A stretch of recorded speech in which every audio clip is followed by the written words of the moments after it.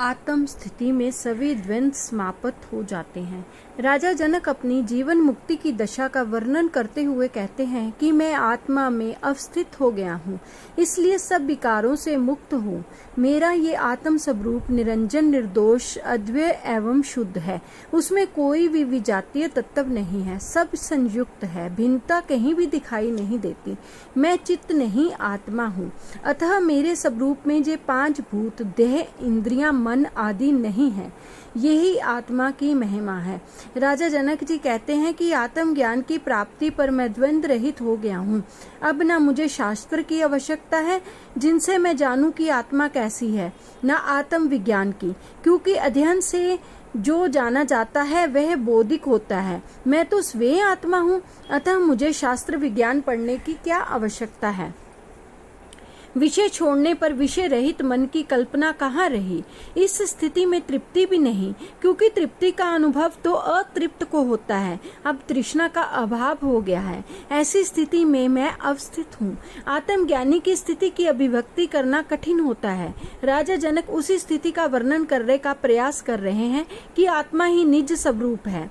सभी स्वरूप ओढ़े हुए हैं जो भ्रम से सत्य प्रतीत होते हैं, अतः ये सब माया मात्र है।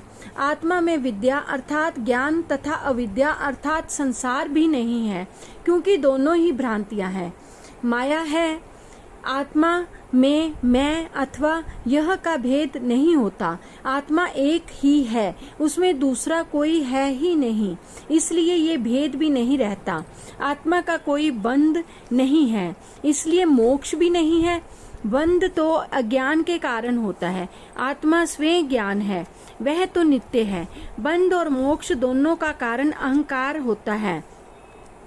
शास्त्र कहते हैं कि आत्म ज्ञान होने पर सचित कर्म नष्ट हो जाते हैं तथा क्रियमान कर्म का फल नहीं भोगना पड़ता, क्योंकि कर्तापन न होने से भोक्तापन भी नहीं रहता, किंतु प्रारब्ध कर्म तो भोगने ही पड़ते हैं। राजा जनक सभी शास्त्रों में मान्यता के परे की बात करते हैं कि मैं आत्मा हूँ जो सदैव निर्विशेष है, क्योंकि वह अद्वैत है, सभी विशेषताओं से बिल्कुल परे है। आत्मा में दो है ही नहीं, इसलिए सामान्य और विशेष का भेद उसमें नहीं है। ये भेद तो द्वैत के कारण ज्ञात होता है, जो अज्ञान मात्र है। इसलिए आत्मा का प्रारब्ध भी नहीं है। यदि प्रारब्ध कर्म है और उन्हें भोगना है, तो इसका अर्थ ये है कि भोगने वाला अहंकार विद्यमान है। आत्मज्ञानी अहंकार रहित शुद्ध चैतन्य मात्र होता है, जो ना करता है ना भोगता। फिर प्रारब्ध कर्म का अस्तित्व ही कहाँ रहा, उसे भोगने वाला अहंकार रहा ही नहीं। आत्मा भोगती नहीं, आत्मा में स्थिर हो जाना ही परम अवस्था है, जिसको कोई शास्त्र इतनी निर्भीकता से नहीं कह पाया, जैसा कि राजा जनक जी ने कहा है। अज्ञानी अहंकारों में जीता है, चित्त की स्फुरना से ही स्वभाव बनता है। अहंकार के कारण वह अपने आप को कर्ता मानता है, वह कर्म फल का भोगता भी होता है। मनुष्य में सक्रियता भी तभी आती है जब वह फल की आकांक्षा से कार्य करता है। ज्ञानी मन तथा अहंकार के स्वभाव से रहित होकर केवल साक्षी भाव से जीता है, अतः उसमें कर्तापन एवं भोक्तापन बिल्कुल भी नहीं होता। वह कर्म का त्याग करके आलसी या निष्क्रिय भी नहीं होता, किंतु चित्त की स्फुरना भी नहीं होती, क्योंकि उसमें कोई वासना ही नहीं होती। राजा जनक जी कहते हैं कि मैं आत्मा हूँ, मैं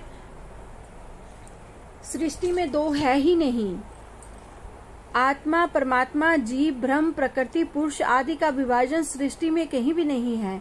सब उस एक ही आत्मा का विस्तार है। दो मानना ही अज्ञान है, भ्रांति है। अब मेरे लिए कोई लोक नहीं है जहाँ मैं रहूं, क्योंकि मैं तो सर्वत्र ही हूँ। मोक्ष मुझसे भिन्न नहीं है। मैं आत्मवत होने से स्वयं ज्ञानी हूँ, स्वयं ज्ञान हूँ। परमात्मा एवं उसकी कृति भिन्न नहीं है। सृष्टा और सृष्टि भी दो नहीं, एक ही है। अद्वैत की ऐसी अनूठी धारणा अन्य किसी धर्म में है ही नहीं। ये धारणा पूर्णतः वैज्ञानिक है। राजा जनक सद्गुरु के कारण केवल बोध मात्र से उस अद्वैत रूप को प्राप्त हुए। वे कहते हैं, जब संपूर्ण सृष्टि आत्मा का ही विस्तार है तो आत्मा ही मूल तत्व है। वही अस्तित्व है। फिर उस से भिन्न ना कोई सृष्टि है, ना उसका संहार, क्योंकि अस्तित्व कभी नष्ट ही नहीं होता, ऊर्जा कभी नष्ट नहीं होती। जिसने आत्मा को पा लिया उसके लिए साध्य, साधन, साधक एवं सिद्धि सब व्यर्थ है।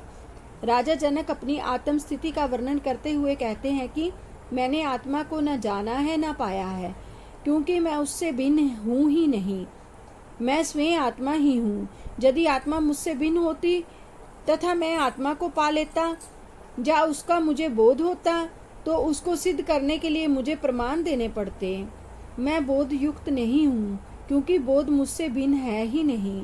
मैं प्रेमा बोध भी नहीं हूँ, क्योंकि मैं तो आत्मा हूँ जो स्वयं बोध स्वरूप है। अतः प्रमाण की भी आवश्यकता नहीं है, प्रमाण योग्य भी नहीं है। समस्त विक्षेप चित्त के कारण है, चित्त की वृत्तियां पैदा करती हैं। उन विक्षेपों को जिन्हें दूर करने के लिए एकाग्रता की साधना करनी पड़ती है, किंतु आत्मज्ञानी के सभी विक्षेप शांत हो जाते हैं। वह केवल आत्मा में ही स्थित रहता है एवं क्रिया रहित हो जाता है, क्योंकि आत्मा क्रिया करती है ही नहीं, वह तो ऊर्जा है। राजा जनक जी कहते हैं कि मैं आत्मा होने से सर्वदा क्रिया रहित हूँ, मुझ में विक्षेप नहीं है, इसलिए मुझे एकाग्रता की आवश्यकता है ही नहीं। आत्मा होने से ना ज्ञान है, ना मूढ़ता, ना हर्ष, ना विषाद।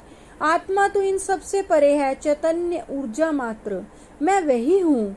राजा जनक कहते हैं मैं आत्मा हूँ, मैं सर्वदा निर्विकार हूँ। व्यवहार और परमार्था मुझ में है ही नहीं। ये तो मन के धर्म है, सुख दुख भी मन के धर्म है। आत्मा इन सब से परे है। आत्मज्ञानी की अंतिम उपलब्धि में सभी भेद मिट जाते हैं, केवल एक चैतन्य शेष रह जाता है। आत्मज्ञान पर सब अभेद ज्ञात होता है कि वह सब ब्रह्म ही है, एक ही है, उसी का सारा विस्तार है। भिन्नता मात्र भ्रांति है, इस भ्रांति का मिटना ही ज्ञान है, वही सत्य है। आत्मा सर्वत्र कुटस्थ स्थिर है, वह अखंड है, उसे उपलब्ध होना ही परम स्वास्थ्य है। इसलिए ज्ञानी ही स्वस्थ है, शेष सब रुग्ण। ऐसे व्यक्ति में ना प्रवृत्ति होती है, ना निवृत्ति, ना उसके लिए मुक्ति है, ना कोई आत्मा का बंधन होता है, ना निर्बंध है। बंधन मात्रा वासना एवं अहंकार के कारण है, जो ज्ञान जनित है। लोग धर्म के नाम पर अहंकार का पोषण कर रहे हैं। परम धर्म इससे ऊपर एक अस्तित्व की बात कहता है, जो अखंड है, अद्वय है, निर्मल है, निर्विकार है एवं शांत है। केवल वह चैतन्य है। राजा जनक जी कहते हैं कि मैंने इस आत्म स्वरूप को पा लिया है, इसलिए अब मेरे लिए कोई उपदेश आवश्यक ही नहीं रह गया। शास्त्र ही अज्ञानी के लिए है। ज्ञानी तो स्वयं शास्त्र है, उसकी वाणी ही शास्त्र है। जो जीवंत है, ज्ञानी स्वयं गुरु है, उसने गुरु तत्व पा लिया है। उसे अब किसी पुरुषार्थ की आवश्यकता नहीं है, क्योंकि आत्मज्ञान ही परम पुरुषार्थ है जो उसे उपलब्ध हो गया है। अतः मैं अंत में राजा जनक जी कहते हैं कि अज्ञानी ही कहता है कि संसार है, माया है, ब्रह्म है, जीव है आदि, और ब्रह्म ही जीव है। जिसने जान लिया वह आत्मवत हो ही जाता है, उसके लिए यह अज्ञान जनित भ्रम ही मिट जाता है। आत्मज्ञानी में विचारों की तरंगे उठती ही नहीं, सब शांत हो जाता है। ऐसा ज्ञानी उसी एक परम तत्व के विश्राम कर स्थित रहता है। ये ज्ञान की अंतिम अवस्था में यही अंतिम सिद्धि है। तत्सत शांति शांति शांति।